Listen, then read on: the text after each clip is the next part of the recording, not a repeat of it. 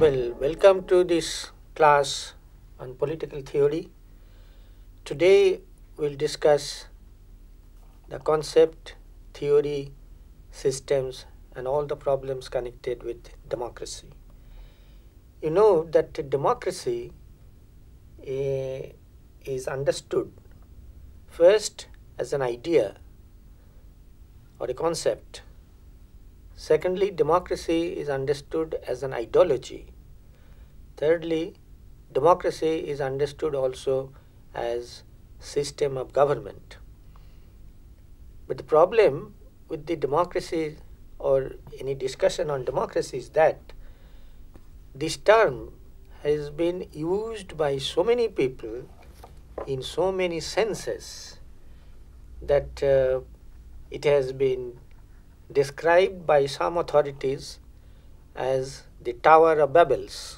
So many voices trying to make a noise, but everybody using the same term, democracy, but never in the same sense. So many people use the word in their own ways, and so ultimately to the ordinary people, those who have not gone into the depth of the meaning, to them it appears really as the Tower of Babel. Secondly, some other authority has described this problem in another way, that democracy is some sort of a hat which has lost its shape because many people has put on the hat and thereby the hat itself has lost its shape. So this is the problem with democracy.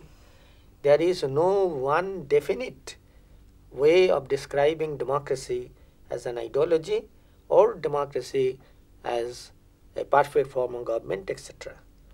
We, for example, if we see, often I say that discussions on political matters or political philosophy which started in ancient Greece, there we find that Plato did not like democracy. Plato's system or the ideal republic was some sort of a philosopher king, but never the democracy in the sense that we understand it nowadays.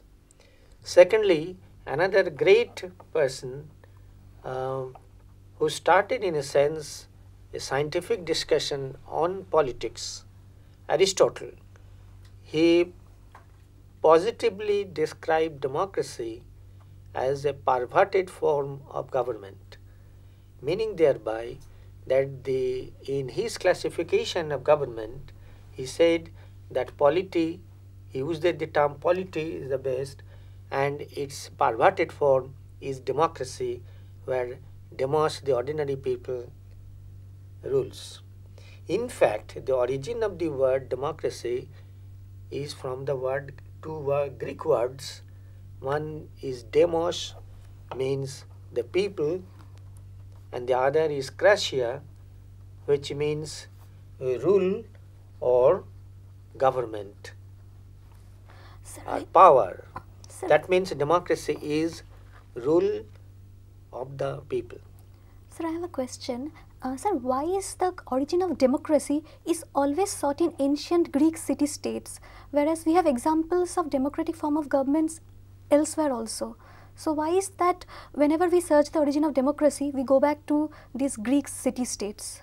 No, I didn't mean that. I have just said that they didn't have any idea of democracy. Oh, they didn't have any idea.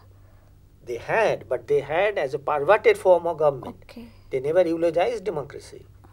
And you are right in one point, perhaps you were a student of ancient Indian history, that you want to mean that there are some instances in ancient history, India, where there were some democratic republics. But the difference is this, I said that so many people using it so many senses. When the historians say that in the 6th century BC or something about this, that there were in Magad and Lichavi in these areas, there are some democratic republics, but that republics were not ruled by people elected by the people. Okay. There were some scope for discussion. That's all. That people used to come, and given the circumstances, they will discuss. So they say that it was democracy, but not in the sense that we understand today, that those who will hold power will have to be elected by the people. No, not that. Have you got any Yes, other sir. things? Okay. So from this precondition that there are chances of misconception, of chances of some different types of interpretation, and which is still going on now, and it is a very, very, I should say, interesting concept in political philosophy. So let us start that a democracy is an idea which I will try to give some sort of an acceptable definition in the modern period, because the whole idea of democracy in fact emerged from late medieval period in Europe, when there was within the church versus state debate that it was the later period, then the conciliar movement. Now this means that decisions coming from the council, from this council to conciliar, and there was at least two figures, Nicholas of Cusa and Marsilio of Padua, who emphasized that people must have a deciding voice in deciding the affairs of the state. And that was very new in the context of the medieval period proper. And that was also within a few 1 or 2 centuries, the situation also evolved in such a way that gradually in Europe we find that in the post-Reformation period, democracy is being talked about. Democracy had its origin as an idea in the Renaissance, when the basic point was to be guided by reason, guided by human intellect, to accept whatever is permissible under reasonable argumentation. But it has again evolved. In the 18th century, it had one meaning. To the Americans, or in the first phase of Benthamite thinking, then in the early 19th century, we find another kind of definition or systems, but everybody using the word democracy as such, that is the rule by the people, somehow they mean it.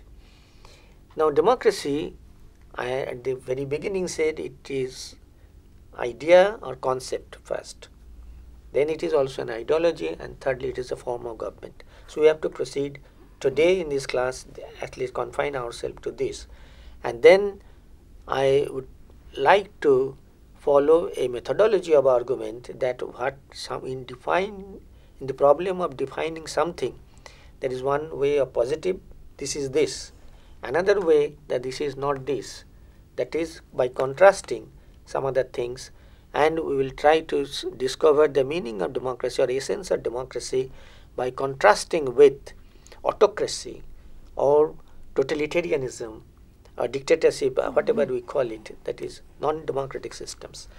Now to start with, we find that even very recent time, practically in the late 20th century, we have find that those who are fighting for democracy, I give some names. Lech Walesa in Poland, Václav Havel in Czechoslovakia, Nelson Mandela in South Africa, and Mujibur Rahman in East Pakistan, which is the father of Bangladesh, etc. Now, what they are talking about? They were talking about preventing, replacing, or destroying a non-democratic regime. And therefore, they want to establish, what they want to establish? Rights of the people, prestige of the people, dignity of the people. So these are the values around which we understand the real core meaning of democracy. Democracy is a form of idea where, I should say, the core idea of democracy is toleration. I again go back just in a minute that I said that it originated in the Reformation period, when the emergence of Protestantism, etc. Now that is, even in the name of religion, you must not choke the voice of the dissenters. So dissent, right to dissent, is the soul of democracy. Okay. Secondly, democracy believes in plurality of ideas. Democracy believes in multiplicity of concepts or way of looking at things.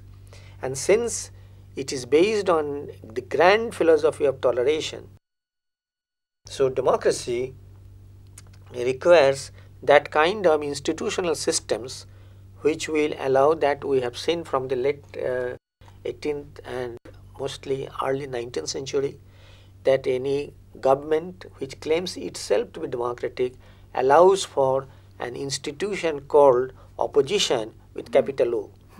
That is, there must be a group of people who claim that they enjoy the legitimacy because people have supported them, people have voted for them.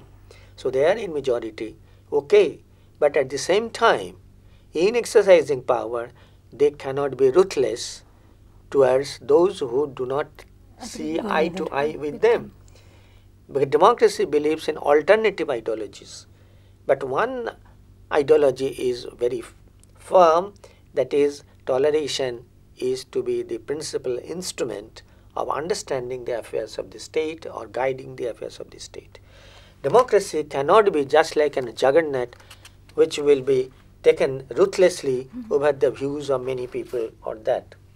So democracy's origin, if we go through this, is also very much complicated, I should say, and this is a very fine point to be noted. In the name of social contract philosophers, Hobbes had one kind of idea that he didn't say that people will have the right to challenge the government or the sovereign. He doesn't allow it, but at the same time he said that the government will work for development of the individual, for bringing in order, rule of law, etc., etc. What for? For benefit of the individual. So Hobbes had this kind of interpretation. In Locke it is very open, thanks to the context that elected majority and the minority, etc., and there is a discussion, then there is accommodation, and therefore this is a form of government. He put it in a very nutshell. The democratic form of government, what I mean is practically parliamentary form of government. It is government by consent. A government is in power, any democratic government, because of the fact that people consent to be governed by that party, by that power, by that leadership. For the time being, there is no question of any permanence in office in democracy. And here again, by contrast, we can say that autocracy or totalitarianism or dictatorship, they do not accept this basic point. Any dictator who comes to power, somehow, even by elections, a dictator may come. Hitler was elected to office by elections.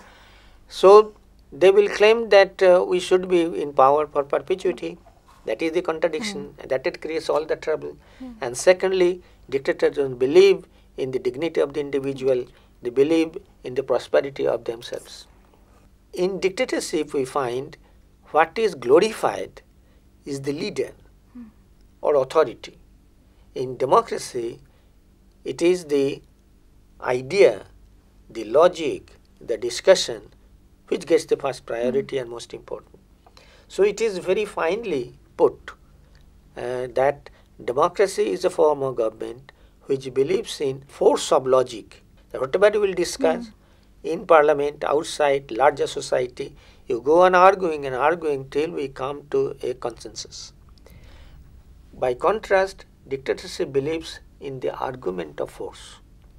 That whatever the dictator, whatever the totalitarian entity, whatever the autocrat says, that has to be accepted. No, so it is a command. It is a command. Not a question of diversity at all. Even opposition, very disagreement is regarded as an offense and not to be tolerated at all in dictatorship. So we get a peculiar when we come to Rousseau. Rousseau is regarded as the champion of democracy. Now what kind of democracy Rousseau means? Rousseau squarely condemned British democracy, and he said the British people are free only when they cast the vote in or cast the ballot paper. Only for that moment a British people are free. Immediately after, they are to be ruled by the majority party power, etc. This is, Rousseau say, is not freedom. Now what is freedom to Rousseau? He said that a man is free only when he accepts the general will, capital G, capital W, meaning thereby the rational thinking of the community. So by logic, by sheer peculiar logic, Rousseau says that the celebrated paradox that a person deserves freedom, but if he does not agree with the general will, he will be forced to be free. One has to be forced to be free by the community to see reason of the what is good for the community. But post-Rousseau philosophers or even the whole tradition after Rousseau didn't accept it. Rousseau remains a paradoxical, enigmatic, great figure. Rousseau was great, but Rousseau had so many lines of descendants. They interpret that phrase in their own way, and even the autocrats and dictators, they claim that we are following Rousseau. Democrats claim they follow Rousseau. The communitarians in very recent times, we will come to that point later, they claim that we are also following Rousseau. So that is one type of paradox that we find. But more or less, I say more or less, practically speaking, democratic idea got some sort of a reasonable, cognizable form when we come to Bentham, utilitarianism, and a modified Benthamism, modified utilitarianism in John Stuart Mill. There we find that the concept of representative government emerges. And Mill wrote a big book on it, discussing the various liberal concepts connected with the representative government, the problems of representative government, the institutions of representative government, and his whole idea was that is the ideal form of democracy. Now that is Mill's form of government. Then again we find that this whole thing was challenged by others subsequently, and we come to this that Abraham Lincoln, for example, gave a very populist way of defining democracy, that it is a form of government of the people, by the people, for the people.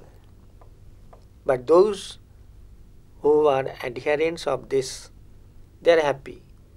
But there are certain rational thinkers who object to the term by the people, because no democratic government is actually run by the people. And whether it is for the people, again there is a difference of opinion.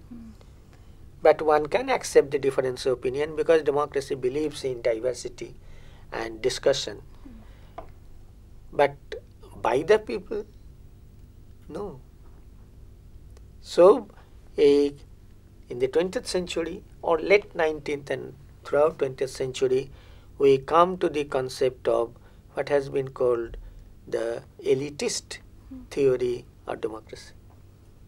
So how can people participating in maintaining democracy? How? How can? Well, there are so many ways that we'll come to later on, so many ways. Certainly, people do not directly exercise power. We, from our own experience also in the days, we go to the booth to elect our representative this much. Actually, who listens to each individual? It is not possible. It is simply not possible that power will be exercised by the people themselves. No, our political consciousness ends there, only to casting votes. No, consciousness is going on, but power, there are Power. two different concepts, concept of power and concept of consciousness. We are all conscious, a developed democracy like modern Western democracies, we are all conscious. Even the developing countries like India, we find that people right now have become very conscious. Even the ordinary people. Yes, there are certainly some So the sections. consciousness is something different, but consciousness does not give you power. Then Power to decide. Who decides? Anyway, we'll have detailed discussion later on. This is a concept of participatory democracy, etc. So, there is some sort of challenge to this very concept, what I say, by those who believe in elitist theory of democracy. Whether it is Mosca or Pareto or Schumpeter, very famous in our time. His main book for which he was famous came out in the 1942 file. He said that it is some sort of a competitive market of ideas. So it is a competitive model. Just in economics, he says that we accept a thing which survives in the competition. So also he says that a democracy is a competitive model in which groups of people compete for power, not the individual. Individual versus individual is not the picture, but we find it is the group versus group, party versus party. So Schumpeter gave the one kind of interpretation like this. When we come to across Atlantic, very recent time, Robert Dahl, he introduced a new concept of polyarchy, that is reviewing the functioning of American local government. Robert Dahl said that democracy is basically a competition between a few families in American local government for capturing power. So he called them new term he coined, and which became very famous since then, polyarchy. polyarchy. Now both this has been reconciled. Schumpeter's standpoint and Robert Dahl's standpoint has been reconciled, or Carl Friedrich's concept has been reconciled by a very eminent Italian political philosopher Giovanni Sartori. But his main point is introducing a new concept of vertical democracy. That is the same thing going back to the elitist. Elitist, one's concept of elitism. Nowhere anybody can show that people actually exercise the power. Somewhat like the trickle-down theory propounded by Macaulay a long time ago, although in a different respect. That's a completely different It's a completely different thing. So this is the way you see the trouble with defining democracy is this. But I can just refer to a few, one or two famous lines from certain, that it is democracy is never finally defined or taken as the perfect. It is a challenge for going to perfection. So we go on experimenting, and that is the beauty and that is the strength of concept or idea of democracy. That until in different countries, till today we find there is constant efforts on the part of the parties, people's movements, all the time to achieve the best. What is best? Capitalist democracy is based, or socialist democracy is based, or the Panchayati Raj based, or what not. There are so many ways. Socialist democracy, new democracy, so many things are there.